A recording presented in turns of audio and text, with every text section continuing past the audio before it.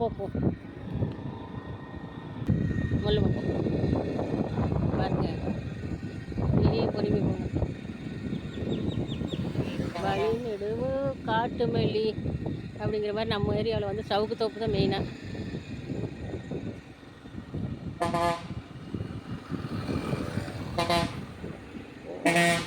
ஓரமாக போடா.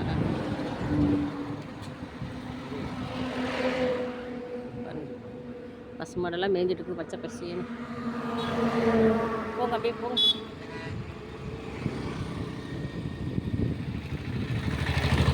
பாருங்க சவுக்கு தோப்பெல்லாம் பாருங்க. எங்கள் ஊர்லாம் வந்து பார்த்திங்கன்னா சவுக்கு தோப்பு, தென்னை மரம்,